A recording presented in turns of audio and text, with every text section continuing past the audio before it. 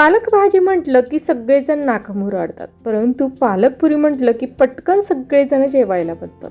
आणि ही पालकपुरी जर अतिशय कमी तेलकट आणि छान टम्म फुगलेली हिरवीगार झाली ना, तर ती अगदी एका मिनिटात संपते. त्यासाठीच्या सिक्रेट टिप्स पाहणार आहोत आणि आयुष पियुषने केलेली पालकपुरी देखील तुम्हाला पाहायला मिळणार आहे. सो हाय, मी कविता. मी तुमच्यासाठी घेऊन येत असते दररोज दुपारी 12 वाजता अशाच नवनवीन रेसिपीज आणि हमखास यशस्वी होणाऱ्या रेसिपी शिकण्यासाठी चॅनलला सबस्क्राईब करा.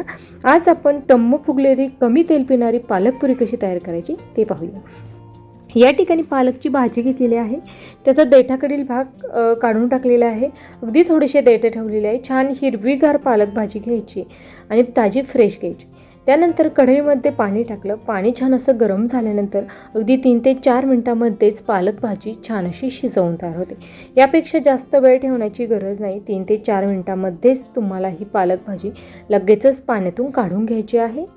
पालक भाजी त्यातून काढल्यानंतर पूर्णपणे थंड पाण्यामध्येही ठेवायची, म्हणजे पालक शिजण्याची जी प्रोसेस असते ती पूर्णपणे थांबते. आणि थंड पाण्यामध्ये खूप जास्त वेळासाठी ठेवायची नाही, अगदी 1 मिनिटासाठीच थंड पाण्यामध्ये ठेवायची आणि लगेचच ती थंड पाण्यातून काढून घ्यायची. थंड पाण्यातून भाजी काढल्यानंतर मिक्सरच्या भांड्यामध्ये टाकायची. त्यामध्ये हिरवी मिरची, लसूण टाकायचा आणि छान मिक्सरला दळून घ्यायची. आता ही भाजी मिक्सरला दळून घेत असताना पूर्णपणे प्युरी तयार झाली पाहिजे. त्यामध्ये भाजी अजिबातही सगट राहता कामा नये किंवा हिरवी मिरची देखील सगट राहता कामा नये, कारण आपल्याला पुरी फुटू द्यायची नाही. त्यासाठी अगदी व्यवस्थित अशी आपल्याला ही मिक्सरला दळून घ्यायची. यामध्ये थोडीशी मिरची मला सगट वाटत आहे, त्यामुळे पुन्हा एकदा मिक्सरला दळून घेतल्यानंतर तुम्ही पाहू शकता खूप छान परफेक्ट झालेली आहे. हवं तर तुम्ही गाळणीने गाळून घेतली तरीही चालणार आहे. त्यानंतर आता ही जी भाजी आहे ती आपण एका बाउलच्या साहाय्याने मोजून घेतली. ती साधारणतः 1 वाटीला थोडीशी कमी आहे. तर त्याच वाटीच्या मापाने आपण 1.5 वाटी एवढं गव्हाचं पीठ घेतलेलं आहे. त्यानंतर 2 चमचे बेसन पीठ घेतलेलं आहे. आता यामध्ये काही पण मसाले ॲड करूया. त्यामध्ये जिरेपूड टाकायची. ओवा छान असा हातावर क्रश करून त्यामध्ये टाकायचा. साधारणतः अर्धा चमचा एवढा ओवा घेतलेला आहे. अगदी चिमूटभर हळद टाकायची. हळद नाही टाकली तरीही चालणार आहे. त्यानंतर या ठिकाणी तेल टाकायचं. तेलाचं मोहन खूप जास्त टाकू नका. तेल अगदी रूम टेम्परेचरवर असलेलंच टाकलेलं आहे, साधारणतः 1 ते 1.5 चमचा. त्यानंतर मीठ टाकलेलं आहे चवीनुसार आणि तेल सर्व पिठाला छान असं चोळून घ्यायचं. आता पुरी बऱ्याचदा तेलकट होती, तर त्यामागील एक चूक कोणती होती ती या व्हिडिओच्या शेवटी मी सांगणार आहे. त्यामुळे व्हिडिओ स्किप न करता शेवटपर्यंत नक्कीच पहा, जेणेकरून तुमची पुरी अजिबातही तेलकट होणार नाही.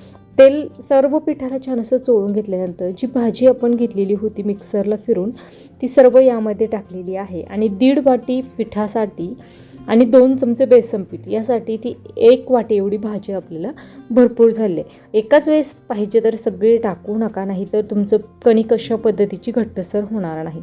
अगदी मिक्सरचं भांडं थोडंसं क्लीन करून जे पाणी घेतलेलं होतं ते बाजूला ठेवलेलं होतं, ते वापरलं नाही आणि छान घट्टसर अशी कणिक भिजवून झाली. हे पहा, अशा पद्धतीची कणिक भिजवलेली असायला हवी.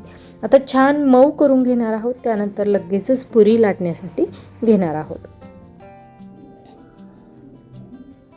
हे पहा, अशा पद्धतीने तुम्ही प्रत्येक वेळेस सेपरेट पुरी लाटून घेऊ शकता. पुरी जास्त जाडसर लाटायची नाही, दोन्ही बाजूने एकसारखी छान पातळ पुरी लाटून घ्यायची. अशा पद्धतीने तुम्ही सर्व पुऱ्या लाटून घेऊ शकता. किंवा तुम्ही अगदी एक मोठ्या आकाराची चपाती लाटून घेऊन एखाद्या वाटीच्या टिफिनच्या साहाय्याने अशा पद्धतीने तुम्ही कट देखील करून घेऊ शकता. यामुळे तुमच्या वेळेची बचत होणार आहे. सगळ्या पुऱ्या एकसारख्या आकाराच्या तयार होणार आहे. त्याचबरोबर पुरी पटपट तयार होते. त्यामुळे तुम्हाला दोन्हीपैकी जी पद्धत सोयीस्कर वाटेल त्या पद्धतीने तुम्ही पुऱ्या लाटून घेऊ शकता. त्यानंतर तेल छान असं कडकडीत गरम करून घ्यायचं आणि कडकडीत गरम तेलामध्ये ही पुरी तळल्यानंतर तुम्ही पाहू शकता खूप छान टम्म फुगलेली आहे. आणि ही पुरी लाटण्यासाठी माझ्या आयुष पियुषने देखील आज मदत केलेली आहे. तुम्ही देखील तुमच्या मुलांना अशा पद्धतीने मदत करण्यासाठी घेता का? कोणती कोणती मदत तुमची मुले करतात हे मला कमेंट करून नक्कीच सांगा. आणि आयुष पियुषने कशा पद्धतीची पुरी लाटलेली आहे हे मी तुम्हाला दाखवणार आहे. खूप छान परफेक्ट अशा आपल्या सर्व पुऱ्या या ठिकाणी तळून तयार होत आहे. साधारणतः एवढ्या पिठामध्ये अगदी लहान आकाराच्या 10 ते 15 पुऱ्या आपल्या तयार झाल्या. आणि ही आयुषची पहिली पुरी आहे. पहिला प्रयत्न असला तरी छान अशी केलेली आहे. त्यानंतर दुसरा प्रयत्न जर आयुषचा पाशाल तर अगदी छान अशी आपली ही पुरी तयार झालेली आहे. आयुषनी अशा पद्धतीची लाटलेली आहे आणि तिसऱ्यांदा जर तुम्ही पाहाल तर अगदी छान परफेक्ट त्याला देखील जमलेली आहे. पियुषला देखील छान अशी पुरी जमलेली आहे आणि पुरी तेलकट होऊ नये यासाठी पिठामध्ये तेलाचा वापर जास्त करू नका. त्याचबरोबर रेसिपी आवडली असेल तर चॅनलला सबस्क्राईब केल्याशिवाय पुढे जाऊ नका. लाईक करा, शेअर करा, कमेंट करायला विसरू नका. वेळात वेळ काढून माझी रेसिपी शेवटपर्यंत पाहिल्याबद्दल धन्यवाद.